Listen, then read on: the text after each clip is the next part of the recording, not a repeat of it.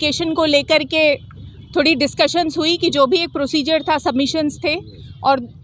22 Feb की अब next date लगी है। और एक जो सबसे ज़्यादा अगर मैं इसे ये कहूँगी कि बहुत ही एक दुर्भाग्यपूर्ण ये घटना हुई कि हमारे जो हिंदू पक्ष के ही कुछ लोगों ने पहले एक हिडन तरीके से ये एप्लीकेशन लगाई ऑर्डर 1 रूल 8 की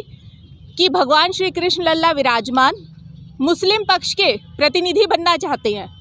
तो पहले तो जो उनके अधिवक्ता थे, मैं उनका नाम नहीं लूँगी यहाँ पे क्योंकि एक वो अवमानना होगी,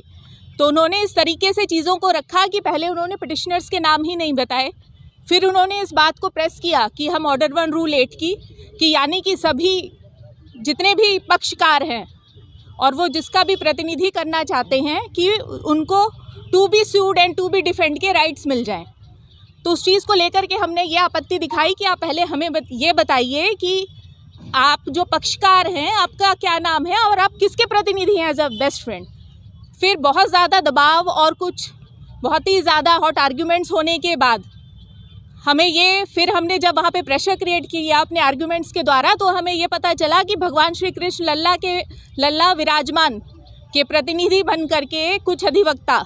या कुछ पिटिशनर्स वो कोर्ट से ये हक मांग रहे थे कि मुस्लिम पक्ष के सभी हक उनको दे दिया जाए। तो हमने इस चीज़ पर काफ़ी पुरजोर तरीके से और बहुत स्ट्रांगली आपत्ति दर्ज करी कि ये हमारे पूरे हिंदू समाज के साथ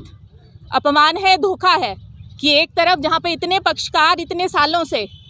भगवान श्री कृष्ण की जन्मभूमि को मुक्त कराने के लिए और जहाँ पे उनका मूल गर्भगृह है यानी शाही ईदगाह के ऊपर और बिल्कुल स्वच्छंद तरीके से अपना सर्वस्व समर्पण करके ये मुकदमा लड़ रहे हैं, वहीं पे कुछ मुट्ठी भर लालची लोग एक माफिया के तरीके से इस पूरे मुद्दे को हाईजैक करने की कोशिश कर रहे हैं, जहाँ पे उनका मुद्दा ये नहीं है कि हम कैसे भगवान श्री कृष्ण के मूल गर्भगृह को मुक्त कराएं, बल्कि उनका मुद्दा ये है कैसे वो पब्लिसिटी पाएं, कैसे वो वीर वसवा बने यहाँ पे, जो कि बहुत ही दुर्भाग्यपूर्ण है। और हमने इस चीज़ पे आपत्ति दर्ज करी, जो कि माननीय न्यायाधीश ने हमारी इस आपत्ति को रिकॉर्ड पे लिया और इस चीज़ के हम काफ़ी शुक्रगुजार हैं। और मीडिया के माध्यम से भी हम ये सब आपके बीच से ये आवाज़ पूरे देश के हर कोने तक ये पहुंचाना चाहते हैं